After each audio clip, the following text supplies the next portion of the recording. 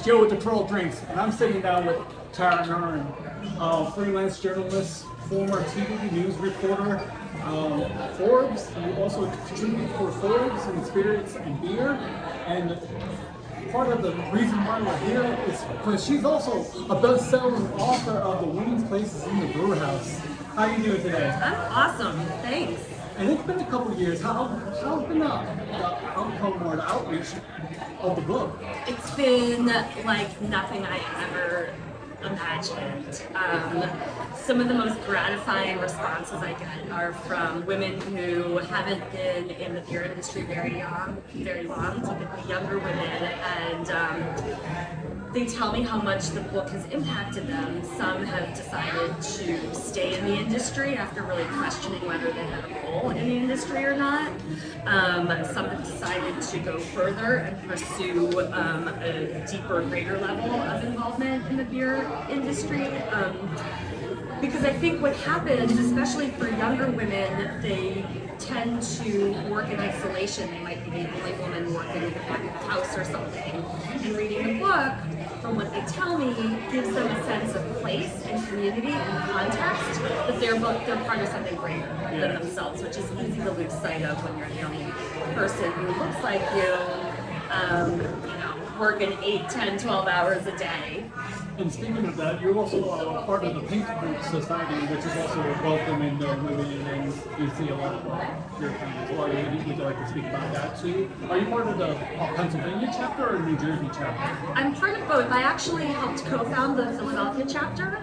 I've been a Pink Boots member since 2010, and Pink Boots, for your viewers who might not be familiar, it's an international nonprofit that's been in existence since 2007.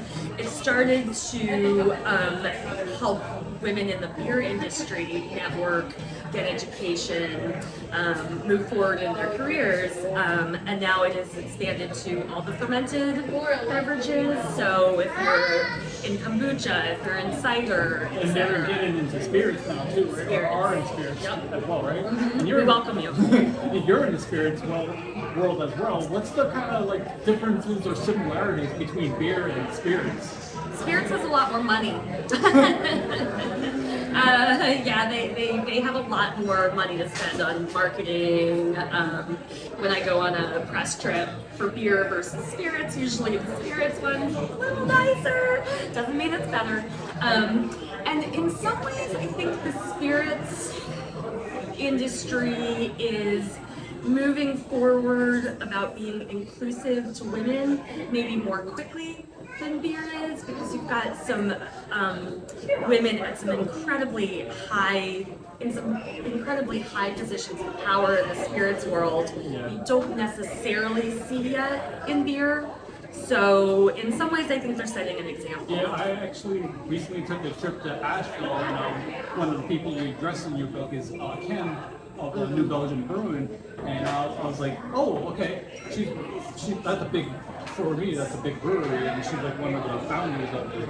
So I like that she was one of the head people of that, and also into the book as much as I would like to be. But also Jim Cook also had a woman helping out in his process as well. Rachel, right? No, Rhonda Kalman. Rhonda, I knew it was an R.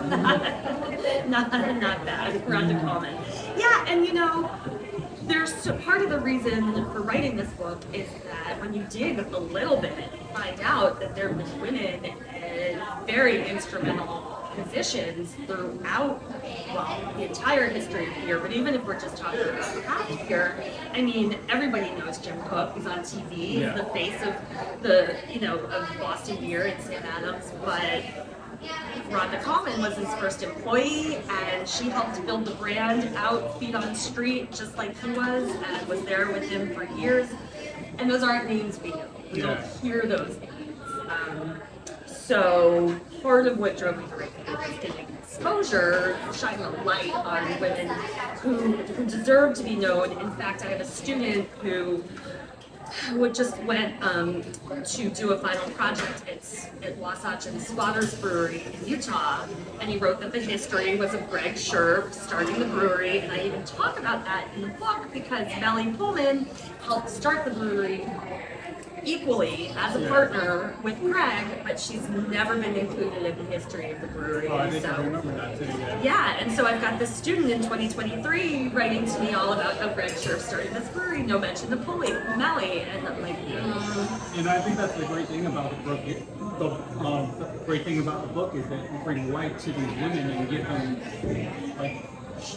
give them meaning and features like they should be. Is that I might be getting a little bit ahead of myself, but is there going to be a value too? I know you've probably been asked that before. I have I feel like we're there. yeah, no, I mean, it's been 2 years since the book came out. That's actually a good timing for the question. Yeah, I would like for there to be a volume 2. I don't know exactly what it is yet. I mean, a lot is changing in the industry since the book came out, and it definitely should be chronicled. I'd like to be the one to chronicle it, but I'm not quite ready to start another book project yet, so we'll just have to see. Yeah, we kind of touched about the topic about your experiences with the book and studying. I would like to dive in that a little bit more. Like, what was like? I know Susan Stern was a big one for you, and like kind of like I feel like that might have been your big one. Like, how do I word this? Like, you found Susan. And then you kind of brought her back in the beer world, and she helped contribute to society. And she kind of found her roots again, so to say. And but what was the experience that like you got from writing this book and studying and writing this book? What were some of those experiences you'd like to share with me? Oh, just major like aha moments that were so exciting. Like learning about Susie. I learned about her right when I started researching the book, more than 5 years ago at this point. But to find out that two women, as a matter of fact, were equally involved in starting the first ground-up craft brewery post-Prohibition, nobody's ever heard their names before, and those moments are very exciting to dig around and find that women were even more involved in making craft beer what it is today than I even realized. I know you enjoyed the stories about Jane Ashworth. She's usually the person people ask about. They love her. I just feel like she's very interested and a very pioneer. She wanted to get to like the big companies out, and she was all about like the local breweries and the micros and what we say like micro beers and stuff like that. So I thought she was a very profound person, and she seemed like a good backbone, like almost like a rebel in her own way. She really was, and I actually just called her Jane. Sorry, it's Judy Jane Ashworth. It's Judy Ashworth. Sorry, Judy. Yeah, I mean, just such a feisty spirit, doing things. She owned, as you know, one of the first beer bars in the country back in the 80s in California, and she pioneered some of the beer events that we just take for granted today, but actually have their roots in Judy, like Christmas in July was her idea. She started Meet the Brewer Nights. She stopped letting people smoke in her bar in the 80s and ruled her fit. There's a lot of smoking going on in the 80s. Right? And so, and nobody outside the California homebrewing scene, or like other than people who are really into California craft brewing history, they don't know her name. But And one of the places you went for your studies was Scotland. This is a bucket list travel for me, and yet now to go to the Scottish Library. How was that experience for you? It was kind of a pain. It was really fun. I was very awestruck to be doing research in some of the great libraries in Europe.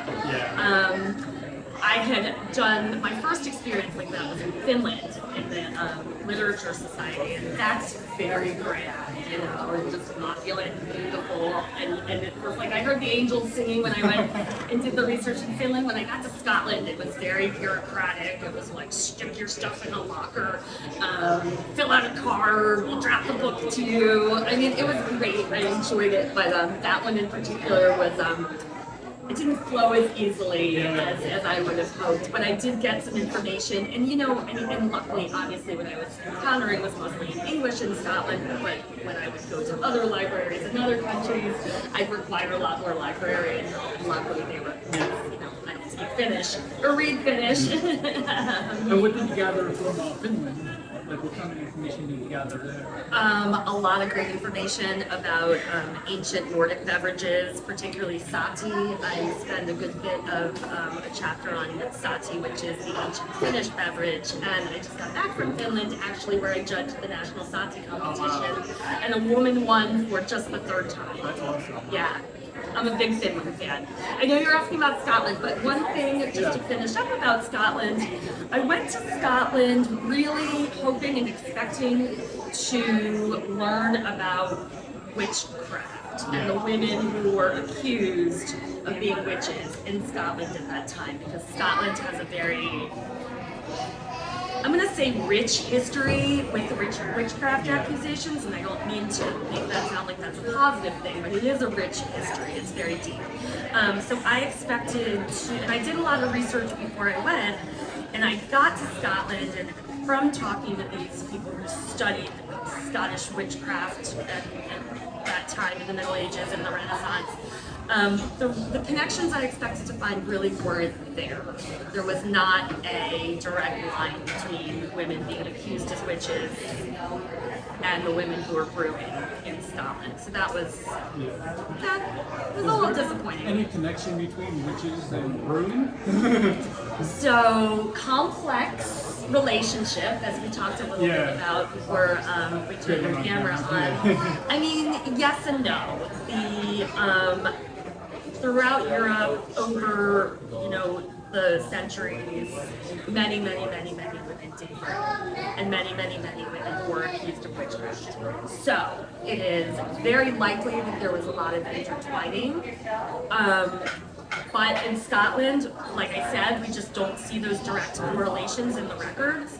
And there's a popular sort of narrative that's been going around the United States the past 2 years or so, which is that the Catholic Church and the patriarchy in the Middle Ages and the Renaissance targeted female brewers for witchcraft accusations in order to suppress the women who had some independence, were making a little money, maybe were older, had some sort of collective wisdom from the community.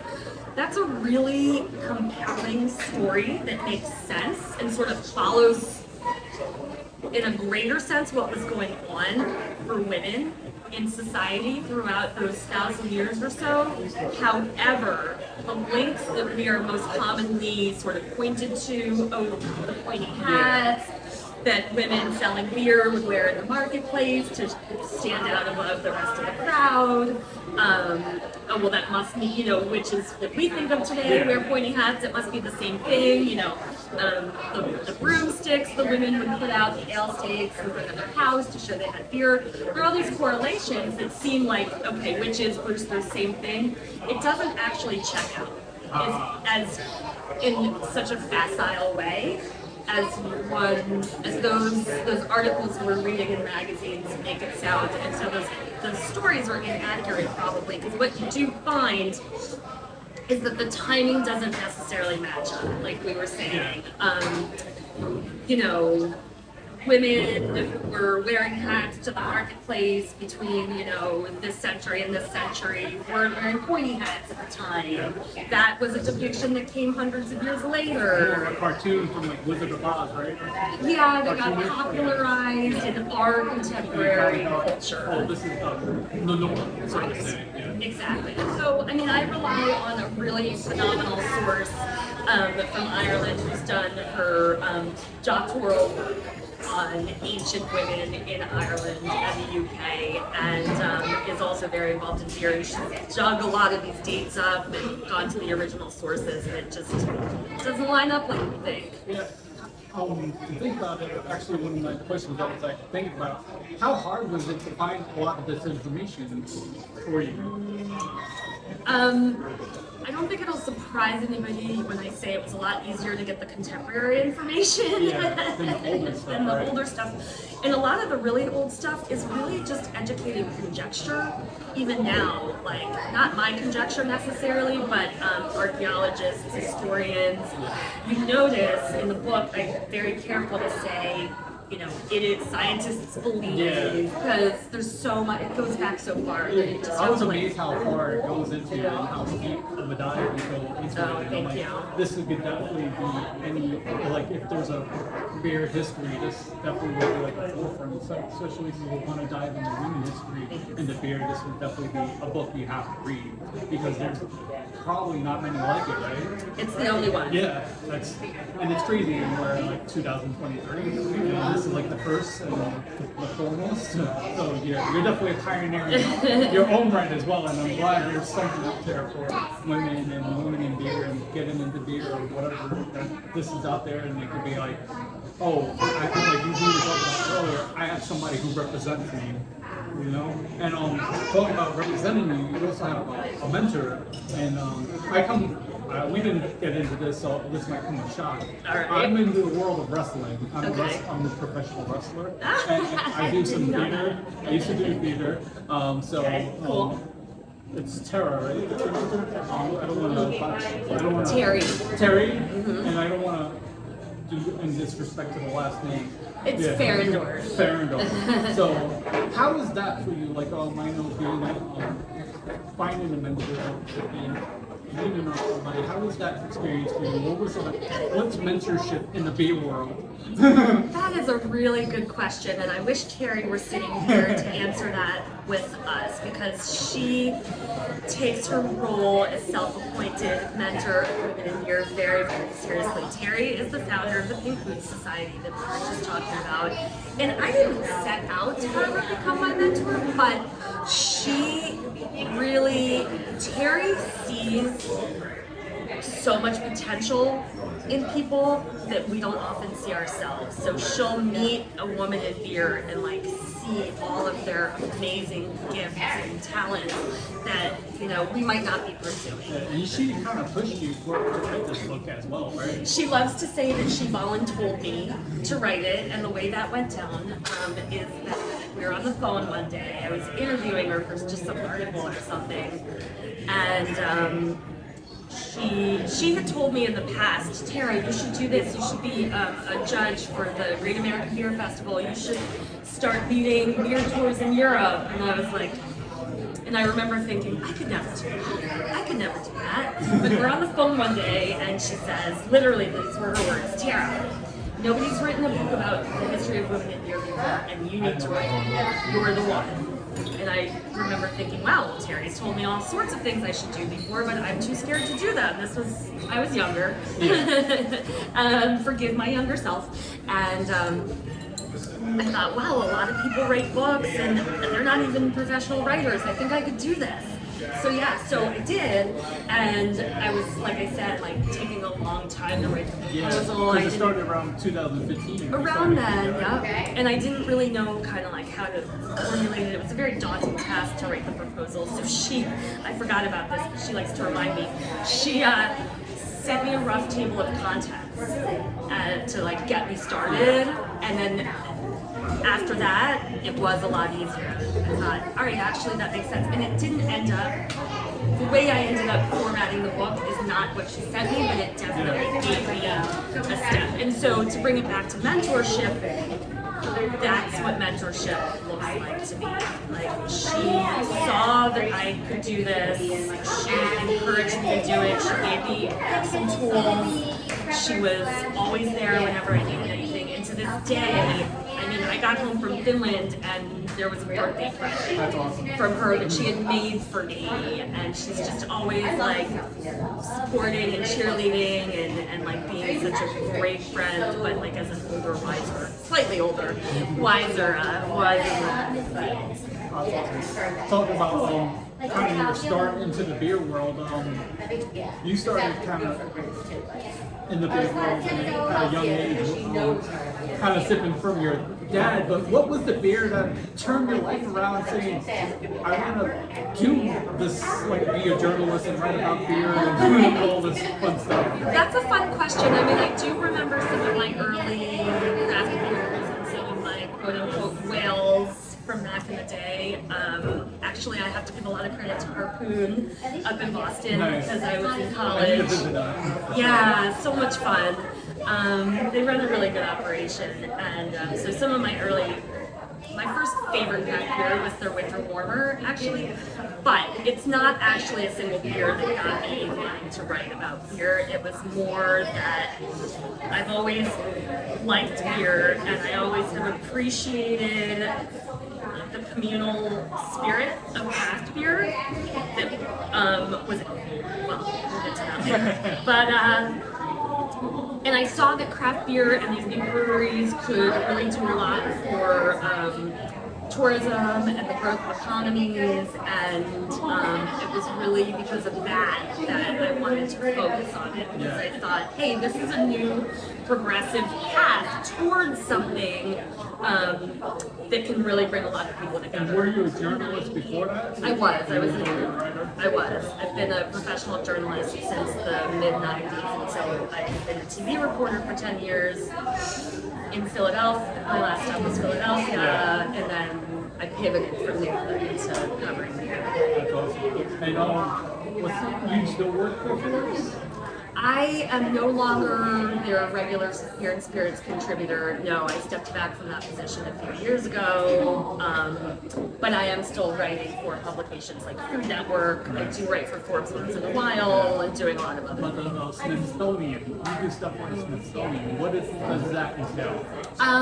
Well, That was really interesting. Well, thank you. So the Smithsonian has sponsored at least one of my public appearances, and I do have a very close working relationship with Teresa McCullough, who is the curator of the craft beer collection at the Smithsonian. So they have sponsored some of it. We're almost ready to wrap it up over here, but I want to see what you feel about, like, what do you want to tell women getting into beer or in the beer industry?